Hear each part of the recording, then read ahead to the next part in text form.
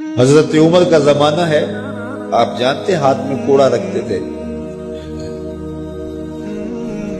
تو آپ جا رہے تھے، ایک شرابی تھا، ہاتھ میں اس نے بوتل شراب کی پکڑی تھی، گلی کا موڑ کاٹا اس نے تو آگے حضرت عمر نظر آئے۔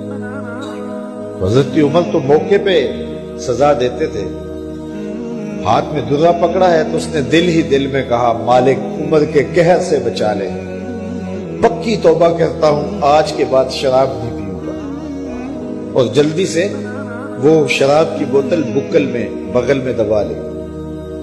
حضرت عمر بھی سر پہ پہنچ گئے اور جھڑک کے کہا کہ یہ تیرے پاس کیا ہے؟ تو ڈرتے ہوئے کہا حضرت سرکہ ہے۔ تو عمر تھے، کہا نکال۔ تو جب نکالا تو واقعی سرکہ ہو گیا تھا۔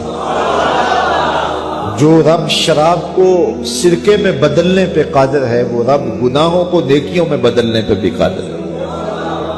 تو اس کے در پہ کوئی آئے تو صحیح، جھولی پھیلائے تو صحیح، ہم تو مائل بکرم ہیں، کوئی سائل ہی نہیں، راہ دکھلائیں کسے راہ روے منزل ہی نہیں۔ کوئی اس کی دہلیز پہ تو آئے، اس کی چوکھٹ پہ تو آئے، بلکہ اس کی رحمتیں تو بہانے ڈھونڈتی ہیں۔ بشر حافی ایک بہت بڑے شرابی تھے اور زندگی شراب کے نشے میں دھت گزرتی تھی۔ ایک دن گلی سے گزر رہے تھے، کاغذ کا ایک ٹکڑا دیکھا، اس پہ رب کا نام لکھا تھا۔ یار بندہ گناہ گار ہو بے ادب نہ ہو، گناہ گار ہو بے ادب نہ ہو۔ تو کاغذ کے ٹکڑے پہ رب کا نام لکھا تھا، اس کو اٹھایا، چوما، صاف کیا، خوشبو لگائی اور اونچی جگہ پہ رکھ دیا کہ یہ میرے رب کا نام ہے، اور شراب پینے پھر میخانے میں چلے گئے۔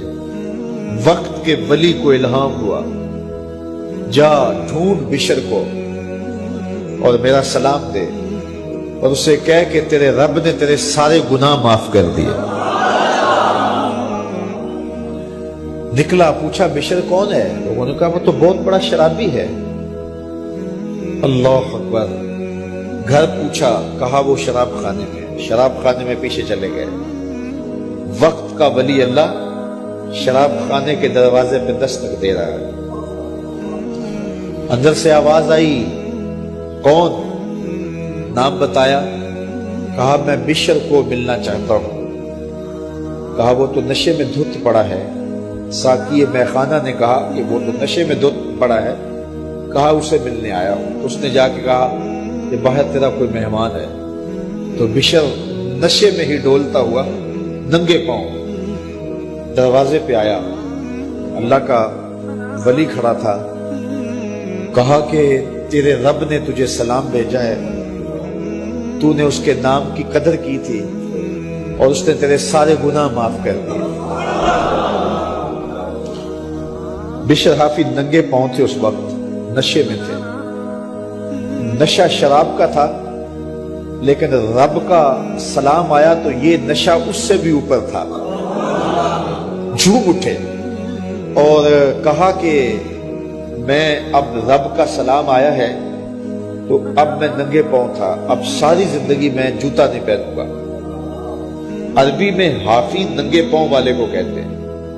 تو بشر حافی کو بشر حافی اس لیے کہتے ہیں کہ وہ ساری زندگی پھر برہنہ پا رہے، انہوں نے کبھی بھی جوتا نہیں پہنا تھا، زندگی بدل گئی، لیکن پاؤں میں جوتے نہیں پہنتے تھے کہ میرے رب کا سندیسہ جب میرے نام آیا تھا، میری جب تقدیر بدلی تھی، میرے رب نے جب مجھے محبت نامہ بھیجا تھا، مجھے سلام بھیجا تھا، پیغام بھیجا تھا، تو میرے پاؤں میں جوتا نہیں تھا۔